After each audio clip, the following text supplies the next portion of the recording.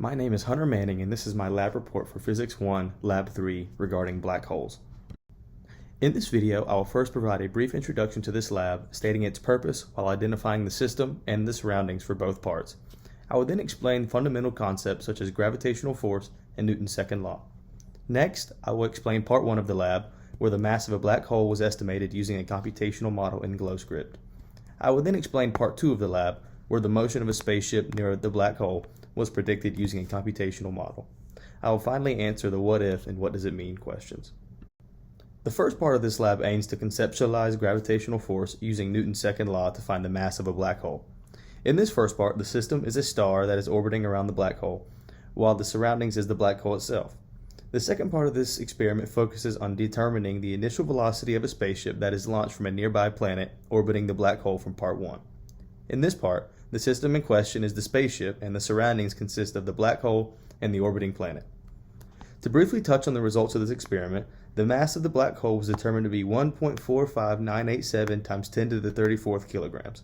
In part 2, for the spaceship to get close to the black hole but not crash into it, it must have an initial velocity of minus 1.0 e to the 8 meters per second in the x direction, 2.5 times 10 to the 6 meters per second in the y direction, and 0 meters per second in the z direction.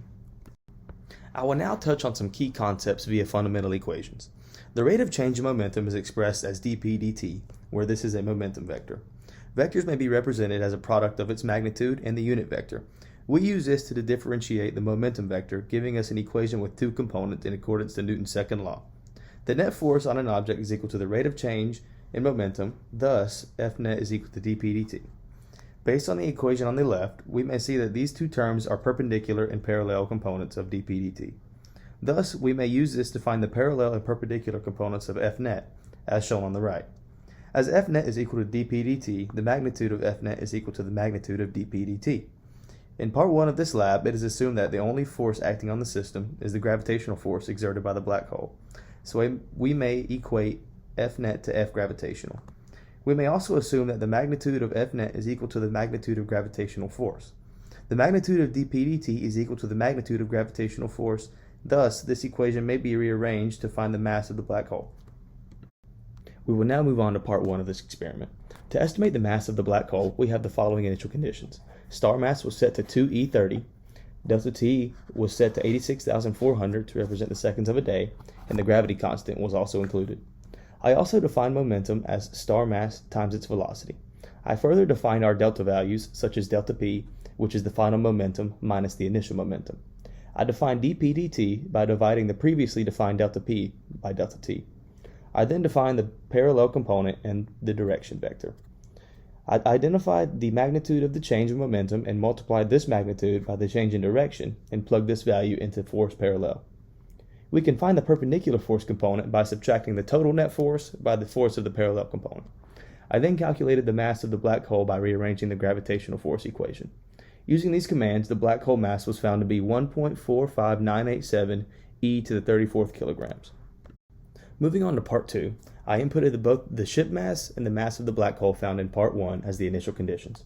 The calculations below stem from rearrangements of the gravitational force equation, where we must find force on the planet and the spaceship while taking into account the black hole and the ship from the planet.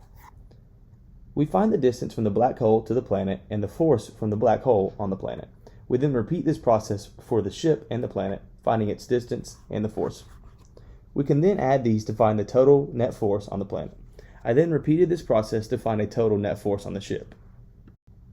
To make the systems move, I plugged the net forces into a momentum equation where velocity is calculated and thus position can be determined based on the change in velocity.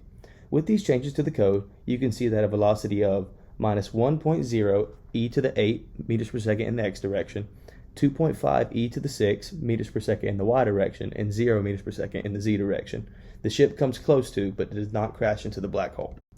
How are the net force and its parallel and perpendicular components different from the rate of change momentum and its components? Put simply, they are the same. Net force is equal to change momentum over time. The direction of F net perpendicular and F net parallel are observable, but the magnitudes are hard to calculate as many forces can act on an object. So, change momentum can be measured easily, as its only components are mass, delta T, and velocity. What initial velocity would your spaceship need to have to enter into some kind of orbit around the black hole? The velocity must be more diagonal to enter orbit, but have sufficient vertical velocity so it does not leave the black hole's orbit. Based on trial and error, the initial velocity must be minus 8.25 times 10 to the 5 meters per second in the x direction, and 1 times 10 to the 7 meters per second in the y direction. As you can see in the shown model, the spaceship enters orbit around the black hole.